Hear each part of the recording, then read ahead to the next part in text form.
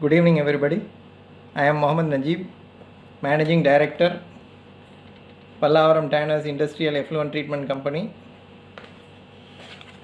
Our common effluent treatment plant is situated in Nagalkeni, Pallavaram.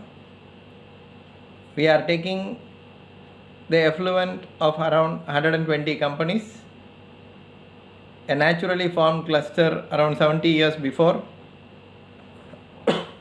Some very old companies were also present here.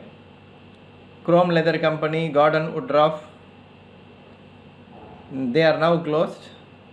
Chrome Leather Company was established in the early part of 19th century. Because of that name, the name Chromepet has come. Now only 120 companies, all medium, some medium and small companies are present or operating in this area. We are all processing only semi-finished to finish. No raw to wet blue is processed here. Previously they were doing raw to wet blue here. Due to some environmental conditions, we have stopped the processing of raw to wet blue. Only semi-finished to finish is processed presently. Now I am going to talk about both wastewater, sewage water and industrial wastewater. First we will see sewage. The sewage that is generated in Chennai is around 1500 to 1600 mld per day. Each of us is consuming 125 liters or 150 liters every day. Sewage is classified as black water and grey water. In city both are mixed. They are collected through common drains and sent to treatment plants. There are around 12 treatment plants set up by Sewerage Board that are operating in our city. They have a capacity of 730 mld per day and around 500 and they receive 500 mld and process.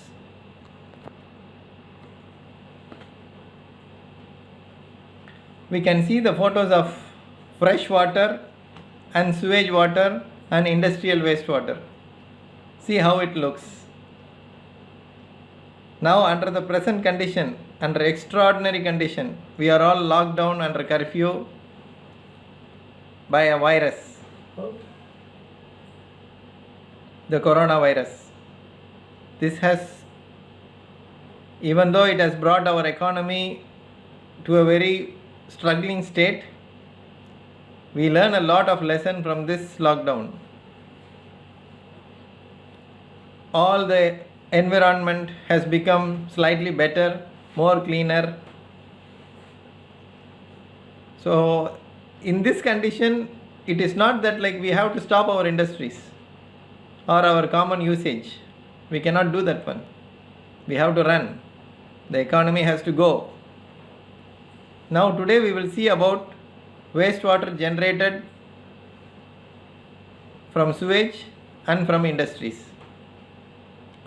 Sewage wastewater. A process flow diagram of sewage wastewater treatment is shown. It has got a primary screening chamber, then a grit removal, then primary clarifier, aeration tank, secondary clarifier and treated wastewater. The solid particles are removed by the grit and then in primary clarifier the settleable solids are removed. Then the overflow of primary clarifier is taken to aeration tank where the principle of activated sludge. The activated sludge actually it degrades all the organic matter that is present in the wastewater. Air is blown and a retention time is maintained there 12 to 24 hours for sewage wastewater, and then the overflow of aeration tank is taken to secondary clarifier where the activated sludge is settled down as secondary sludge, part of which is recycled to aeration tank to maintain the concentration of activated sludge in aeration tank. The overflow of secondary clarifier is taken to treated wastewater tank. From there it is let off into canals and rivers. Now government is planning to recycle, to recharge the soil that is taken out from the treated tank. The wastewater will be subjected to ultrafiltration and then will be let off in lakes so that the soil will be recharged. The groundwater recharge will be done. It can also be considered to use ozonation, because ozonation is a wonderful process where the dissolved oxygen level of the treated water will be better, and this will be very good for the environment, and it will be very good for the aquatic life, everything. So ozonation can be considered. In many countries, particularly in China and European countries, they are doing ozonation as the last part of treatment. Now we will come to industrial wastewater. Industrial wastewater depends on the quality of effluent that is let out from the industries. For us in Pallavaram, it is the collected industrial wastewater from the collection tank is given a chemical treatment with lime, alum and polyelectrolyte, and then led to primary clarifier, where the suspended solids are made to settle. That is 50% of the suspended solids are allowed to settle there using chemicals. The overflow of primary clarifier is then let out into aeration tank. For us in Pallavaram, our initial suspended solids will be around 1100 or 2300 milligram per liter. So 50% is removed in the primary clarifier, and then the remaining 50% is led to aeration tank, where the same activated sludge process is carried out. The retention time or the hydraulic retention time of the effluent is around 36 to 48 hours. So this is the main heart of a effluent treatment plant, where the biological microorganisms break down the organic matter and reduce the COD BOD level to the accepted norms. So from the aeration tank, the effluent is taken to secondary clarifier, where it is allowed to settle, and the settled secondary sludge, part of the secondary sludge is recycled to the aeration tank, so that the MLSS level, the biomass level or the activated sludge level is maintained. Both from sludge from primary clarifier and secondary clarifier is taken to a thickener and then processed with filter press and made it into cakes. Then it is taken for landfills. The overflow of secondary clarifier is again subjected to a tertiary treatment, then a DMF. DMF is dual media filter, where turbidity is removed, it becomes better. Then it is taken to ultrafiltration. After ultrafiltration, part of it is taken to RO. The permeate is taken to the tanneries for reuse, and the remaining part is let out. Now we are planning some change in our treatment system. We are trying to reduce the usage of chemicals in the primary clarifier before primary clarifier. So we are planning for a total biological aerated system, That is, from collection sump, all the grit will be removed and it will be taken to equalization tank.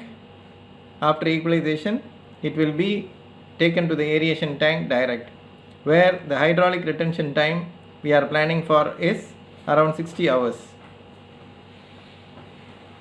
So it will be, according to the flow, 125% of secondary sludge, secondary aeration tank activated sludge will be recycled.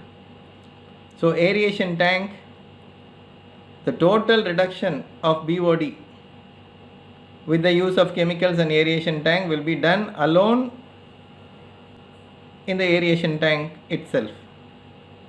But the retention time we are going to have is around 60 hours. We will be incurring more costs in energy, but we will be reducing the usage of chemicals by 70 to 80%, thereby reducing the sludge. And one more important thing is, we will be getting a secondary sludge full of organic matter.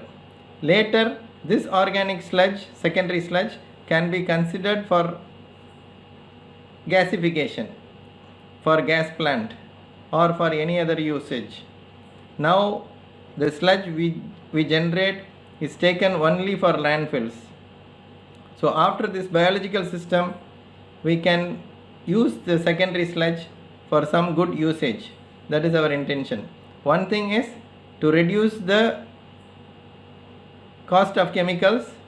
We will be incurring little more cost in electrical usage, but the overall reduction in cost will be much higher, will be better, and the usage of secondary sludge can be considered. We have to process, we have to do some experiments on that one.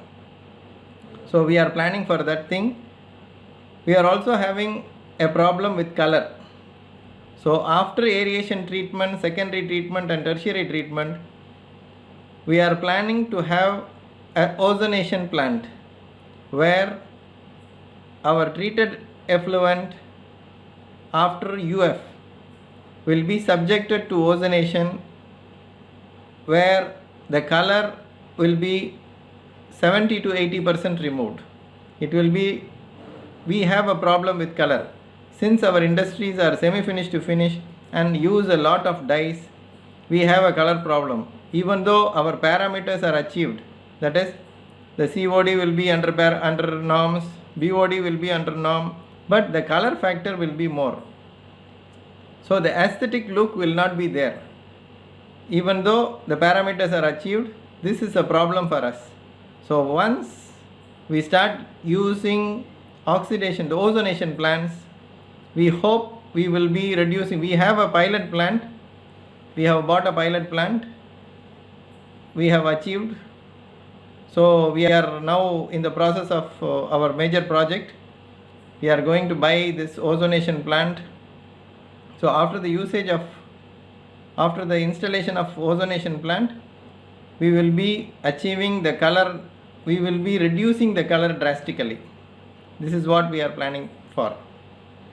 Normally, generally, if we see the aeration system, whether it is in wastewater or industrial wastewater treatment, aeration tank is the heart of the effluent treatment plant. Previously, surface aerators were used long before for aeration tank, which had a depth of 2.5 meters like that, or 3 meters maximum. Surface aerators were used. Those have become outdated. Then we started using diffused aeration system when the tank depth was 4.5 meters, up to a depth of 4.5 meters. Now the space constraint and more economy, we have constructed a tank with a depth of 7 meters, where we have used jet aeration system. It is very effectively working. So we are planning another aeration tank also with 7 meter depth. We are going to install jet aeration system. You can see jet aeration system photos also. So this will be more effective and the treatment will be more economical. Then I have just given an overall view about wastewater treatment, sewage wastewater treatment and industrial wastewater treatment. Industrial wastewater treatment related to industries doing semi-finished to finished leather. Now how as an individual we can reduce water consumption? The water consumption we can reduce as much as possible because water has to be conserved. Further, if we have space around our house, we can have soak pits where our bathroom water or the grey water can be put in soak pits so that the groundwater recharge occurs. This can be done as an individual. Thank you. Thank you very much for the opportunity. Thank you.